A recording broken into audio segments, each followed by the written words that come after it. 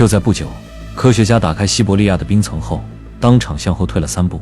没人想到，这个小马驹已经被冰冻了46000年。当它被解冻后，科学家竟然从它体内抽出了还能流动的液态血液。更恐怖的是，这些血液里的细胞居然还有微弱的活性。但这还不是最离谱的，你能想象吗？这是一个见证过猛犸象灭绝、尼安德特人消失的生命。他沉睡的时候，人类还在用石头打猎。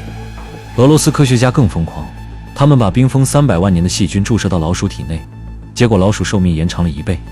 这些比恐龙还古老的生命，现在正随着气候变暖，一个个从冰棺里爬出来。他们将改写人类对生命和死亡的全部认知。而你不知道的是，这场冰层下的危机远比你想象的更加可怕。2025年10月，一条震惊科学界的消息传来：美国科学家在阿拉斯加永久冻土隧道深处成功复活了沉睡4万年的古老微生物。当温度升至12摄氏度模拟北极夏季时，这些远古生命在6个月内形成了肉眼可见的生物模样。这意味着什么？意味着只要温度合适，这些被冰封数万年的生命随时可能再次苏醒。更令人不安的是，法国马赛大学的克拉维里教授团队从西伯利亚7个不同地点采集的冻土样本中，成功复活了5个病毒家族，其中最古老的病毒已经有 4.85 万年的历史。这是人类目前复活的最古老病毒，而这些病毒复活后仍然具有感染能力。但真正的噩梦发生在2016年的那个夏天，西伯利亚尔亚马尔半岛气温突然飙升至35摄氏度，比历史平均温度高出整整10摄氏度。炎热的天气导致永久冻土融化，一具埋藏75年的驯鹿尸体暴露在地表。没人想到，这具尸体上携带的炭疽杆菌孢子，在经历了75年的冰封后，依然具有致命的活性。更可怕的还在后面。科学家发现，仅仅在俄罗斯北部就分散着超过7000个驯鹿埋葬地。20世纪初，超过100万头驯鹿死于炭疽病，它们的尸体大部分被潜埋在地表附近。随着全球变暖，这些埋葬地随时可能成为下一个疾病爆发点。2012年，科学家在西伯利亚发现了一具300年前的遗骸，其中含有与天花病毒遗传特征相似的病原体。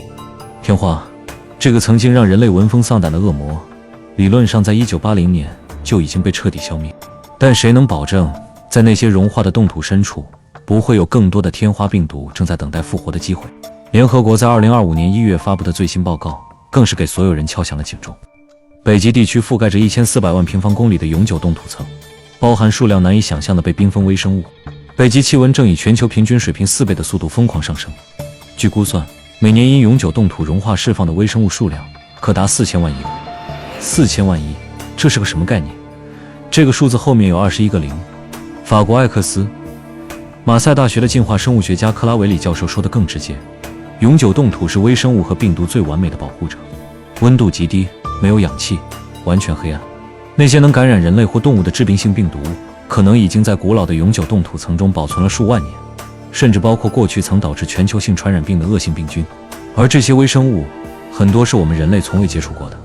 我们的免疫系统对它们完全没有防御能力。更糟糕的是，科学家还发现了一个令人绝望的事实：在永久冻土中沉睡的细菌，很多都进化出了强大的抗生素耐药性。2011年，研究人员从加拿大北极地区400万年前的冻土中提取出了被称为类芽孢杆菌 LC231 的细菌。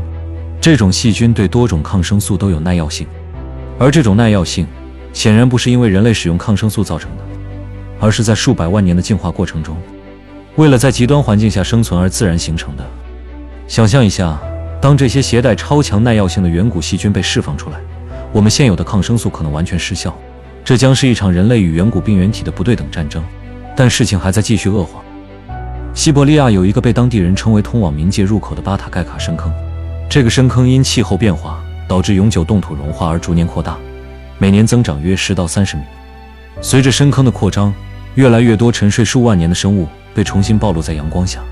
2019年，那批体内保存着 4.2 万年液态血液的勒拿马幼崽就是在这里被发现的。而这个深坑只是全球数千个类似地点中的一个。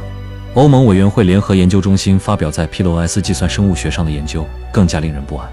他们通过计算机模拟发现，约有 3% 的病毒类病原体在从冰层中释放出来后将成为优势物种。这些穿越时空的病原体可能会消灭多达1/3的细菌宿主，彻底改变现有的生态系统。有人可能会问，这些远古病毒真的会感染人类吗？答案既让人安心，又让人担忧。大多数远古病毒只感染特定的宿主，比如细菌或变形虫，对人类没有直接威胁。但问题是，没人知道冻土里还藏着什么。天花病毒已被证实可以在长期冷冻中保存。1918年，西班牙流感病毒的基因也被完整保存下来。黑死病的病原体很可能也在西伯利亚的某个角落等待着复苏的机会。瑞典乌姆奥大学临床微生物学系的教授警告说，如果冻土中隐藏着我们几千年都未曾接触过的病毒，我们的免疫防御机制可能完全不够。我们需要尊重这种变化，并主动采取措施。更令人担忧的是，北极地区的野火正越来越频繁。2020年和2021年，西伯利亚经历了有记录以来最严重的野火季节。大火不仅加速了冻土融化，还使得埋藏在地下数千年的生物体更容易暴露出来。美国康涅狄格大学的专家指出，这意味着远古病原体暴露的速度远比我们预想的要快得多。那么，我们该怎么办？科学家们正在采取行动，他们建立了专门的监测站，追踪冻土融化的速度和微生物释放的情况。一些研究团队正在收集和分类这些远古微生物，建立数据库，以便在疫情爆发时能快速识别病原体。还有研究人员在探索是否可以利用这些远古微生物中的有益成分，比如那些能让老鼠寿命延长1倍的细菌，来开发延缓衰老或治疗疾病的新方法。但时间不等人，仅在2025年夏季，西伯利亚冻土区释放的甲烷量就相当于全球年排放量的12%。冻土融化的速度远超所有人的预期。一些科学家预测，到2030年，北极可能会出现首个无夏季海冰的年份。这意味着更多的冻土将暴露在温暖的空气中，更多的远古生命将从冰封中苏醒。这不是科幻电影，这是正在发生的现实。从46000年前的小马驹到75年前的炭疽杆菌，从4.85万年的远古病毒到每年释放的4000万亿个微生物，永久冻土层就像一个巨大的时间胶囊，保存着地球历史上每一个时期的生命印记。随着气候变暖，这个封印正在一点点被打开。我们正站在一个十字路口，这些从远古苏醒的生命，既可能带来革命性的科学发现，也可能引发我们无法预料的灾难。他们曾经见证过猛犸象的灭绝，见证过尼安德特人的消失，见证过无数物种的兴衰。现在，他们正在见证我们，而我们是否能够通过科技和智慧，在这场与远古生命的遭遇中生存下来？